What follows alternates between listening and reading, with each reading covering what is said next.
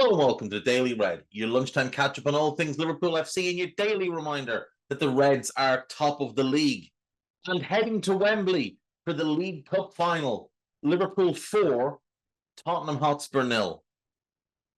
I repeat, Liverpool 4, Tottenham Hotspur 0. You see, that's how you overcome a first leg deficit. And what was really impressive about last night is that we never really needed to get out of second gear. We were just so much better than them. We were so dominant. We were so assured. We were really patient, really controlled. And yet, when we needed to, we could step the tempo up, step the aggression up, step the physicality up. Last night was one of our best performances of the season. And yet, it felt like one of our most straightforward wins of the season, given how the game played out. You felt like every single Liverpool player had more to offer, and yet there was 8 out of 10 performances thrown in all over the place. Really good performances across the board. Queeving started in goal, and I thought Alisson might because he started the first leg, but when Arna explained that, he only really started Alisson in the first leg to get him minutes and get him rhythm, it made sense. Queeving is the cup goalkeeper, so it made sense for him to come back in. He's never in his life going to have an easier game.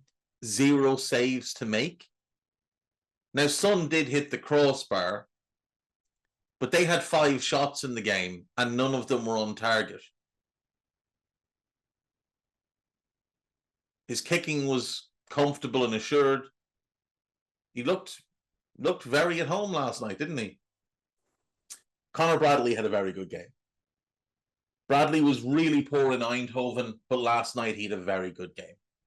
He started off a little bit iffy, 1 or 2 loose balls, a little bit overeager at times. But when he made that tackle on Son, it just seemed to really both settle him into the game and also fire him up completely. And from there, he was excellent. Really strong performance for Conor Bradley, capped by the assist for Szoboszlai, which is just beautiful, and we'll get to it. Ibu, very, very good. It's just so easy for Ibu. Ibu will never get the flowers he deserves playing next to Van Dijk, because Van Dijk's the best centre-back English football has ever seen. But Ibu is comfortably the second best centre-back in England, at least, and I would argue in the world.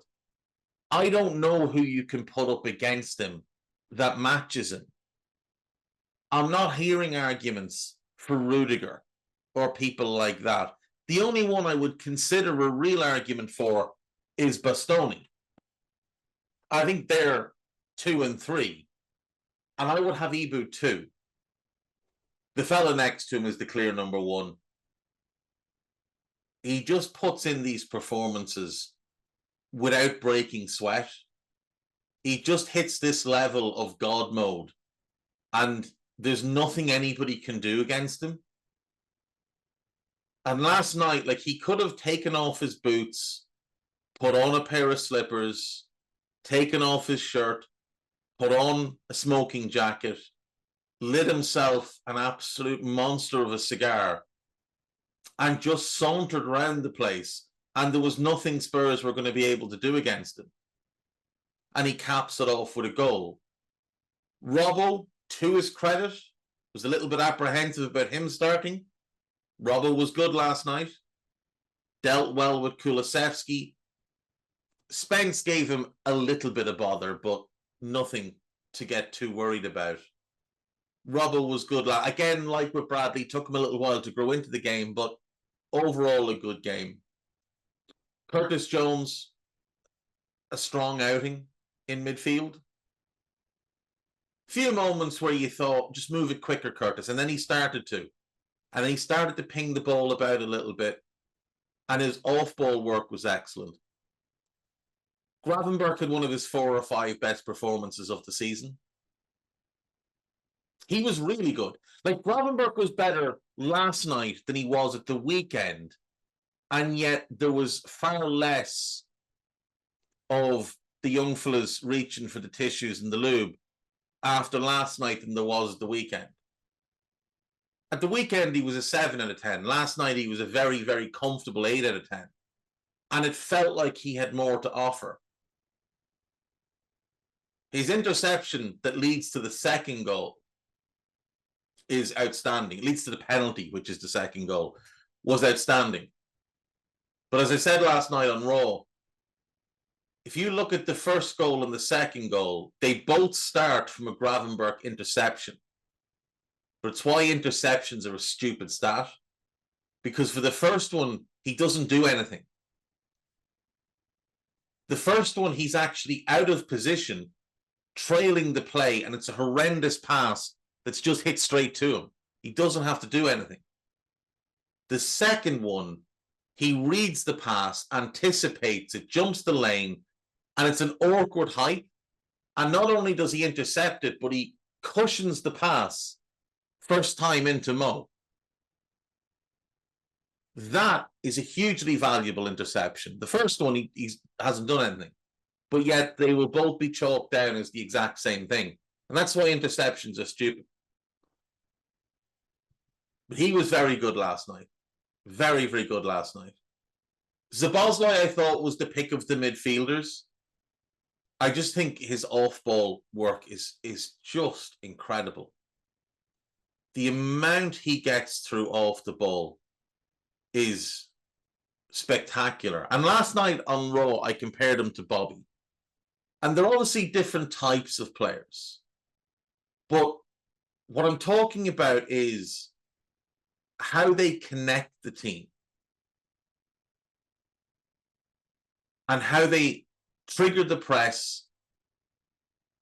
And just how vital they are to everything that we do. And like with Bobby, he's going to have games where he appears drunk in possession. Drunk Bobby was a thing. Drunk Dom is a bit of a thing. Last night, he started off and you thought maybe he'd had a few vodkas or a few whiskeys or whatever his tipple of choice might be. But he settled in and he was outstanding performance.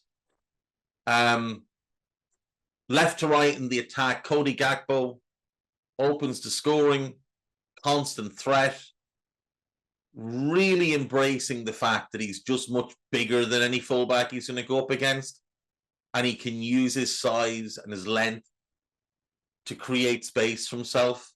Obviously opens the scoring with a really good finish. We'll come to it. Darwin worked his arse off. Absolutely worked his arse off. He deserved a goal last night. I thought Darwin deserved a goal. And then there's Mo. And at this point, it's just ridiculous. He has 10 games this season with a goal and an assist. He is 50 in his Liverpool career. 50.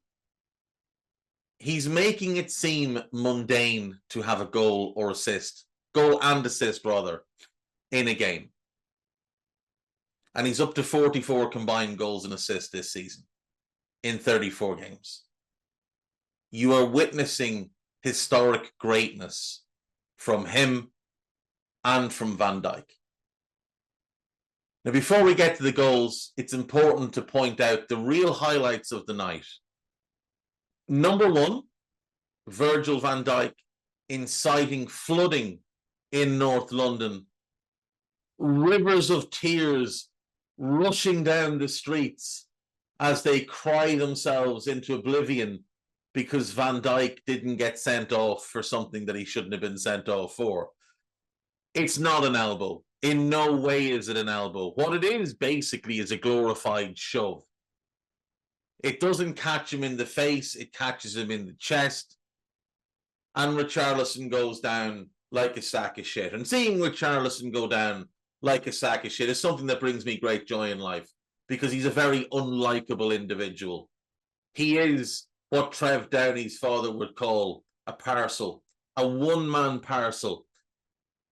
He's such a prick. And I very much enjoyed the moment where Virgil flattened him a second time and put his hand out as if to give him a lift up and then took his hand away. Don't like to see anybody get injured. Genuinely don't like to see any player get injured. But I would almost make an exception for seeing him having to go off injured. Almost. The sooner he pisses off to Saudi Arabia or wherever he wants to go with his back tattoo of himself, the better, really. For all involved in English football, he's just a nasty little prick.